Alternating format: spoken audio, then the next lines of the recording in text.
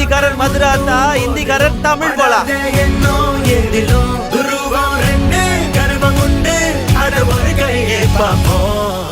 உங்க current bill ஏறிட்டே போகுதா? கவலை விடுங்க. 100% ஈஸி கிரேட் காப்பர்ல தயாரிக்கப்பட்ட லெவிட் வயர்ஸ் அண்ட் கேபிள்ஸை பயன்படுத்தி உங்க கரண்ட் பில்லை மிச்சப்படுத்துங்க. என்றென்றும் நம்பிக்கையுடன் Levit cables and wires. HiQE campus NEET crash 2026 revision attack. எங்க டீச்சர்ஸ் உங்க டைம்ல இந்தியா ரேட்ல. உடனே ஜாயின் பண்ணுங்க. வெறும் ரூபாய் 4720 மட்டுமே. ஆகாயம் நேயர்களுக்கு வணக்கம். பத்திரிகையாளர் திரு சேகுவார் அவர்கள் இருக்காங்க. அவங்க கூட தான் நம்ம இப்போ பேச போகிறோம். வணக்கம் சே. வணக்கம். இன்னைக்கு தாவேகாவினுடைய தலைவர் திரு விஜய் அவர்கள் சிபிஐ என்கொயரி அவங்க நேரடியாக ஆஜராகணும்னு சொல்லியிருந்தாங்க. என்கொயரி அட்டன் பண்ணிட்டு வந்திருக்காங்க. அடுத்த கட்டமாக என்ன நகர்வு இருக்க போகுது? அதாவது விசாரணை எப்படி இருக்குன்னு முதல்ல பேசிட்டு அப்புறமா அதுக்கு போவோம். நான் அடுத்த கட்டம்லாம் ஒன்றுமே இருக்காது. வீட்டுக்கு அனுப்பிச்சி விட்டு பொங்கல் சாக்கி தின்னுப்பா அப்படின்னு அனுப்பிச்சி விட்ருவாங்க. வேறு ஒன்றும் செய்ய மாட்டாங்க. சிபிஐ விசாரணை போகும்போதே தலைவர் புசியான் கைட் பண்ணி அனுப்பிச்சிருக்காரு. தெளிவரே என்ன கேட்டாலும் தெரியல, ஞாபகம் இல்லை, அது மட்டும் சொல்லுங்கோ, அவள் தான் நான் அப்படி தான் தப்பிச்சு வந்தேன் அப்படின்வாங்க. அப்படி இவர் நான் பார்த்துக்கிறேன். ஆனால் இவர் கொஞ்சம் எக்ஸ்ட்ராடினரி மைண்டில், அதனால் புசி பேச்சை கேட்க மாட்டார். நீ சொல்லி நான் கேட்கணுமா, நான் ஒரு தடவை முடிவு பண்ணிட்டேன், நானே என் பேச்சை கேட்க மாட்டேன். இவர் போயிட்டார். நான் போனோடனே ஃபஸ்ட்டு கேள்வி, எத்தனை மணிக்கு வீட்டில் இருந்து கிளம்புனீங்க? காலையில் 5 மணி. நான் இன்றைக்கி விசாரணை கேட்கல, சம்பவம் நடந்த அன்னைக்கு கரூருக்கு எத்தனை மணிக்கு வீட்டில் இருங்க? காலையில் 8:30. எத்தனை மணிக்கு வரணும்? காலையில் 8:30. ஏன் லேட்டாக வந்தீங்க அப்படின்னோடனே அமைதியாக இருந்தார். கையை கட்டாதீங்க, நான் ஜெயலலிதா இல்லை, நார்மலாக பேசுங்க, சொல்லுங்கள், ஏன் கரூருக்கு லேட்டாக போனீங்க? மறுபடியும் கையை கட்டாதீங்க, ஏதாவது விசாரணைனாலே கையை கட்டுறீங்க, ஹேபிட்டா? இல்லை, சரி தைரியமாக பேசுங்க, எதுனாலும் பேசுங்க அப்படின்னு மறுபடியும் தைரியமாக பேச சொல்கிறேன். அன்னைக்கு நைட்டு அந்த இடத்துல என்ன நடந்துச்சு? பாட்டிலுக்கு 10 ரூபா நான் ஆடினேன், அது மட்டும்தான் எனக்கு ஞாபகம் இருந்துச்சு. அதுக்கப்புறம் வேறு எதுவுமே எனக்கு ஞாபகம் இல்லை அப்படின்னு இவர் சொல்கிறது. ஞாபகம் இல்லையா? இல்லை. அப்போ தண்ணி எடுத்து தூக்கி போட்டீங்க, அது ஞாபகம் இல்லை, தெரியலை.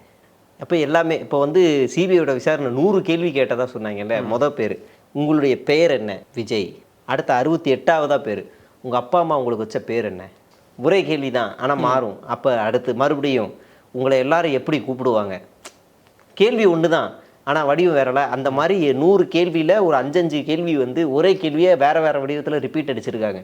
தலைமை எல்லாத்துலேயுமே ஸ்கோர் பண்ணியிருக்காப்புல, மாட்டியிருக்காரு, மாற்றி சொல்லியிருக்காரு. புசியெல்லாம் சொல்லவே வேணாம், புசியெல்லாம் மொதல் கேள்விக்கே அவுட்டு. இல்லை, இப்போ நீங்கள் சர்க்காஸ்டிக்காக சொல்கிறீங்களா இல்லை? 100 கேள்வி கேட்டிருக்காங்க. 100 கேள்வியில் சில கேள்விகள் கேட்ட கேள்வியவே மறுபடியும் வேற மாதிரி உள்டாவா அவங்களுடைய விசாரணை நடைமுறை அப்படி கேட்டிருக்காங்க. தலைவன் அவுட்டு. ஒரு தடவை கேட்ட கேள்விக்கு ஒரு பதில், அதே கேள்வியை வேற வடிவமாக 18ஆவதா கேட்கும்போது அதுக்கு வேற பதில். இப்போ மறுபடியும் 32ஆவதா அதே கேள்வி கேட்கும்போது 2த்துல ஏதாவது ஒரு பதில் சொல்லிடுங்களா, 3ஆவதா வேற பதில். மறுபடியும் 48ஆவதா ஒரு கேள்வி கேட்கும்போது அதுக்கு ஏதாவது உள்ள சொன்னால் அதுக்கு வேற பதில். பார்த்துட்டாங்க, ஐய இது ஒன்றும் இல்லாததுப்பா அப்படின்னு பார்த்தாங்க. அது இல்லாமல் நம்ம விசாரித்ததில் தலைவர் சைக்காலஜிக்கல் ட்ரீட்மெண்ட் போயிட்டுருக்காரு விஜய். ஃபேமிலி ரீதியாக ரொம்ப டிப்ரெஷாக இருக்காராமா. அதனால் சைக்காலஜி ட்ரீட்மெண்ட் போயிட்டுருக்காரு. அவர் ஓவராக நீங்கள் ஸ்ட்ரெஸ் பண்ணக்கூடாது, ஸ்ட்ரெஸ் ஆகி அவருக்கு ஏதாவது ஒன்று ஆச்சுன்னா ஏதாவது ஆயிரும் அப்படின்ற மாதிரி திருப்ப போகிறாங்களாம் கேஸை. சரி, நாளைக்கு என்ன நடக்கும் அப்படின்னா, இந்த 100 கேள்வியை 100லேருந்து 99, 98, 97, 95ன்னு ரிவர்ஸில் கேட்க போகிறாங்க. அப்படியே தலைவர் உல்டாவாக பேச போகிறாரு. இல்லை, நாளைக்கு திரும்ப அவர் போகிறதுக்கான சூழல் வாய்ப்பு இருக்குதுன்னு நினைக்கிறேன். மேபி இருக்கலாம். 5 கேள்விக்கு 5 மணி நேரம் வச்சு இதே கேள்வியை தான் கேட்டிருக்காங்க. வெளியில இருந்தே ஷார்ப்பாக நவுத்தி விட்ருக்காங்க. ஒரிஜினா அந்த சிபிஐ விசாரணைக்கு அப்புறம் அப்ஸ்காண்டு பார்த்தீங்களா? வெளியே வரவே இல்லை அப்ஸ்காண்டு. ஒரு ட்வீட்டு கூட போடலை. தலைவன் ஜெயநாயகன் படத்துக்குலாம் பொங்கவே இல்லை. இல்லைங்க, இந்த இஷ்யூ போயிட்டு இருக்கும்போது அவர் எப்படி சோஷியல் மீடியாவில் ஜெயநாயகன் படத்துக்கு பொங்கவே இல்லை.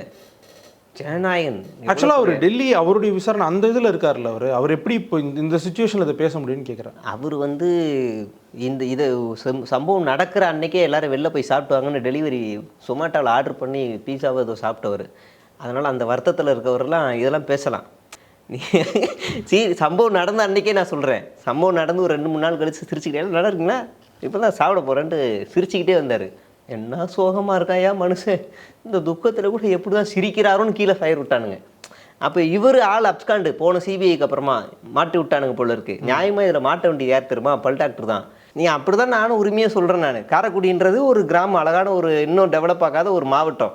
அதனால் நான் அங்கே எல்லோரும் அப்படி ஒரு செல்லமாக கூப்பிடுவாங்க, சூர்யா ஆஸ்பத்திரின்னு. இன்னொன்னா அங்கே இருக்கிறதுலையே வந்து எந்த ஒரு ஹாஸ்பிட்டலையும் பல் டாக்டர் ஆஸ்பத்திரிலையும் வருமானம் வராமல் இவருக்கு தான் அதிகமாக வருது. ஏன்னா இன்ஸ்டாகிராமுக்கே 40 லட்சம் மாதம் செலவு பண்ணுறாரு. சத்தியமா எனக்கு பக்குனாச்சு விசாரிச்சதில். நம்ம டாக்டர் மட்டும் பிஆர் டீம் தனியாக வச்சுருக்காரு. அந்த பிஆர் டீம் கீழே வக்கீல் டீம் தனியாக இருக்கான், சோசியல் மீடியா டீம் தனியாக இருக்கான், இப்படி எல்லா டீமும் இருக்கான். நீங்கள் கட்சிக்கு சொல்கிறீங்களா இல்லை அவருக்கு தனியாக வச்சுருக்காங்க. எனக்கு மிரண்டுட்டேன். இப்போ ஒரு மனுஷன் வந்து டிப்ரெஸ் ஆகுறதுல எதில் ஆவான்? நார்மலான மனுஷன் பர்சனல் லைஃபோ இல்லை ஏதோ வேலை சம்மந்தம். அரசியல் கட்சியில் எப்படி எவனா டிப்ரெஸ் ஆவானா? எவனாவது இல்லை ராங்காக அவரோட ரீல்ஸில் கமெண்ட் பண்ணிட்டாலும் டிப்ரெஸ் ஆகி வீட்டில் உட்காந்துட்டு வரான் ஒரு நாள். அந்த பிஆர் டீம் வந்து அவரை டெவலப் பண்ணி வாங்க, ஒன்றும் இல்லை நீங்கள் பார்க்க விஜய் மாதிரி இருக்கீங்க வாங்க அப்படின்னு சொல்லுவாங்களா. அப்போ தான் ஒரு வெளியே வருவாரான். உண்மையிலேயே அவர் தான் ஹை பட்ஜெட் விஜய். ஏன்னா விஜய் 10 பைசா செலவு பண்ண மாட்டார், இவருக்கு அவ்வளோ செலவு பண்ணுறாரு. இவர் தான் ஹை பட்ஜெட் விஜய். இப்போ இவர் வெளியில் வரதுக்குள்ளே இப்போ நீங்கள் வந்து பல் டாக்டர் ஏதாவது நீங்கள் வந்து கிண்டல் பண்ணி போட்டிங்க அப்படின்னா ஃபஸ்ட்டு சாஃப்டாக வந்து உங்களுக்கு வந்து ஒரு கமெண்ட் வரும், அவரை பற்றி பேசாத, அவர் யார் தெரியுமா, சொக்க தங்கம், உட்காந்தா அப்படி நடந்தா இப்படி இப்படி பயங்கரமாக அப்படின்னு நான் அப்படி சாஃப்டாக வரும். அடுத்த வீடியோ போட்டிங்கன்னா முடிச்சு விட்ருவாங்க. பயங்கரமான ஆள். அவங்க அப்பா பண்ணையார். சீரியஸாக அவங்க அப்பா வந்து எத்தனை கவுன்சிலராக, காங்கிரஸில் கவுன்சிலராக, அதில் ஒரு கட்சியில் கவுன்சிலராக இருந்து இன்னொரு கட்சிக்கு வந்து பையனை வந்து டெவலப் பண்ணி இங்கே கொண்டு வந்திருக்காரு. ஸோ முன்னாடியே அவங்க ஒரு பொலிட்டிக்கல் ஃபேமிலி தான். ஆமாம், வாரிசு அரசியல் தான். சீரியஸாக வாரிசு அரசியல் தான். இப்போ பையனை வந்து டெவலப் பண்ணிகிட்டு இருக்காரு. பையன் எதிரெல்லாம் அசால்ட் கேஸ்லலாம் மாட்டியிருக்காரு. சீரியஸாக விமன் அசால்ட் கேஸில் மாட்டியிருக்காரு. அது அந்த டேட்டாவை கொடுங்கயா அப்படின்னு அந்த மாவட்டத்தில் இருக்க காங்கிரஸ் கட்சியிலையும் நாம் தமிழர் கட்சியிலையும் கேட்டால் அவங்க என்ன தெரியுமா சொன்னாங்க, தம்பி உனக்கு நான் இப்போ கொடுக்க மாட்டேன், ஆனால் எலெக்ஷனில் தலைவர் சீட்டு வாங்கினோன்னே நான் போட்டு உடச்சிருவேன்றாங்க. பல் டாக்டரை வந்து காலி பண்ணுறதுக்காக 2 கட்சி அங்கே இருக்குது. இப்போ நான் அவர் உரிமையை நான் வந்து அவரை காப்பாற்றுறதுக்காக நான் பேசிகிட்டு இருக்கேன். பாருங்கள், இந்த வீடியோவை பார்த்தா டிகே பிரபு பாருங்கள், தயவுசெய்து உங்களை வந்து முடிச்சு விட்றதுக்காக நீங்கள் ஏதோ விமன் அசால்ட் கேஸில் இருந்தீங்களா, அதோட ஃபுல் டீட்டெயில் வச்சுருக்காங்க அந்த மாவட்டத்தில் இருக்கிற காங்கிரஸும் நாம் தமிழர் கட்சியும். நான் கேட்டால் தரமாட்டுறாங்க. அதனால் சீரியஸாக நீங்கள் சீக்கிரம் ஏதாவது பண்ணி வெளியே வந்துடுங்க. அது மட்டும் இல்லை, நிறைய செலவு பண்ணுறாராம். யாராவது கட்சிக்கு வராரு அப்படின்னா உடனே ஒரு ஆண்ட்ராய்டு ஃபோனை வாங்கி கொடுத்துட்றாராம். உடனே 20,000 வாங்கி கொடுத்துட்றாராம். தலைவரை வச்சு ஒரு 100 ரீல்ஸ் போட்டு அதுக்கப்புறம் உனக்கு தான் ஃபோனு அப்படின்னு கொடுத்துட்றாராம். அதுக்கப்புறம் வந்து இப்போ வந்து எங்கேயாவது உங்களுக்கு ஒரு இந்த ரோட்டில் ஏதாவது ஒரு காது குத்து, இப்போ நீங்கள் வேலை கிளம்புறீங்க, நீங்கள் என்ன பண்ணுவீங்க, நல்லா போயிடுவீங்கல்ல. ஆனால் தலைவன் நேரம் அந்த காது குத்தி வீட்டுக்கு போவாப்புல. எல்லாம் பார்ப்பேன், அது வந்து நின்று அது ஒரு ரீல்ஸ் எடுத்து அப்புறம் போட்டால் தான் கூப்பிடவே மாட்டாங்களா. ஆனால் தனியாக போவார். இந்த அம்பேத்கரோட நினைவு நாள் வந்துச்சு இல்லையா, அந்த அம்பேத்கர் நினைவு நாளுக்கு எல்லாருமே வராங்க, மரியாதை செலுத்துகிறாங்க, அப்புறம் உறுதிமொழி எடுத்துகிட்டு அங்கே வந்து எல்லாரும் கையெழுத்து போட்டு போகிறாங்க. நம்ம பல் டாக்டர் மட்டும் வித் லவ் டிகே பிரபு, யாராவது அம்பேத்கருடைய நினைவு நாளுக்கு வந்து கையெழுத்து போடும்போது வித் லவ் டிகே பிரபுன்னு போடுவாங்களா? நம்ம போடுவார். அந்த அளவுக்கு காதல் வச்சுருக்காரு சமூகத்துக்கு மேலே. சரிங்களா? எங்கே கல்யாண கருமாறினாலும் கூப்பிட மாட்டாங்க, ஆளாக போயிடுவார். கரூர் என்றைக்கு சுதந்திரமாக இருந்துச்சுன்னா, சாரி காரைக்குடி, கரூர் சம்பவத்துக்கு அப்புறமா ஆள் அப்ஸ்காண்டு.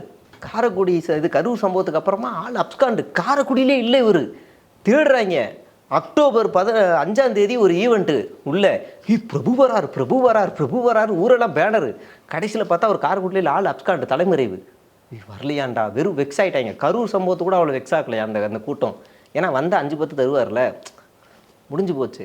ஆனால் கரூர் சம்பவத்தில் எவனையாவது என்னை மாட்டி விட்டுருவாங்களோன்ற பீதியில் ஆள் எஸ்கேப்பு. பெரிய லாபி பண்ணி அப்பாவோட இன்ஃப்ளூயன்ஸில் கேஸ்லேருந்து தப்பிச்சிட்டார். நியாயமாக இவரையும் கூப்பிடணும். சம்மந்தப்பட்ட அன்றைக்கி இவரும் அங்கே தான் இருந்தார். வேணா அவரோட இன்ஸ்டாகிராமை செக் பண்ணுங்கள். அந்த நாள் அவர் ஒரு 10 ரீல்ஸ் போட்டிருப்பார் உள்ள. நீங்கள் வந்து கையங்களவமாக பிடிச்சிடலாம். சரியா? அதனால் சிபிஐ வந்து நான் ஒரு ஆதாரமாக கொடுக்குறேன், நீங்கள் வந்து பிடிங்க. தலைவர் எப்போ வெளியில் வந்தார்னா, நம்ம பெரிய தலைவர் வந்து என்றைக்கு மகாபலிபுரத்துக்கு வந்து பார்த்து எல்லாரையும் விக்டிம்ஸை கூப்பிட்டு ரூம்குள்ளே அடைச்சி வச்சு எமோஷனல் பிளாக்மெயில் பண்ணாலும், அதை நம்ம அப்படி சொல்ல முடியாது. எல்லாரும் சந்திப்பு அவ்வளோதான். நீங்கள் எமோஷனல் பிளாக்மெயில் நீங்கள் நான் அடித்து எங்கே வேணாலும் சொல்லுவேன். வந்து சம்மந்தப்பட்டவர்கள் பாதிக்கப்பட்ட மக்கள் வந்து ஒரு வழக்கில் பாதிக்கப்பட்ட மக்கள் இருக்காங்கன்னா, நீங்கள் வந்து விக்டிமாக இருக்கிற ஒருத்தவங்களை போயிட்டு ரூமில் அடைச்சி வச்சுட்டு எந்த ஒரு அனுமதி இல்லாமல் நீங்கள் போய் பார்த்துருக்கீங்க அப்படின்னு நம்ம சொல்ல முடியும். நீங்கள் செந்தில் பாலாஜி ஏன் பதவியில் தூக்குனாங்க?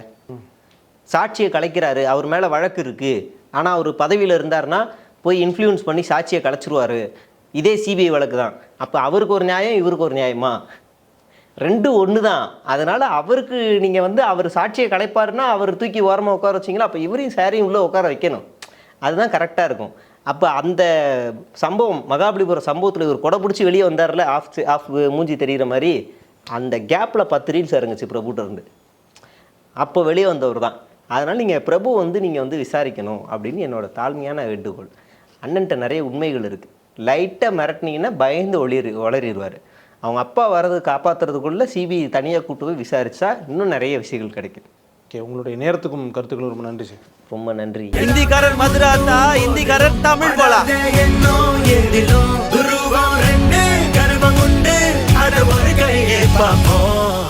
உங்க கரண்ட் பில் ஏறிட்டே போகுதா? கவலை விடுங்க. 100% ஈசி கிரேட் காப்பர்ல தயாரிக்கப்பட்ட லெவிட் வயர்ஸ் அண்ட் கேபிள்ஸை பயன்படுத்தி உங்க கரண்ட் பில்லை மிச்சப்படுத்துங்க. என்றென்றும் நம்பிக்கையுடன் Levit cables and wires. HiQE campus NEET crash 2026 revision attack. எங்க டீச்சர்ஸ் உங்க டைம்ல இந்தியா ரேட்ல. உடனே ஜாயின் பண்ணுங்க. வெறும் ரூபாய் 4720 மட்டுமே.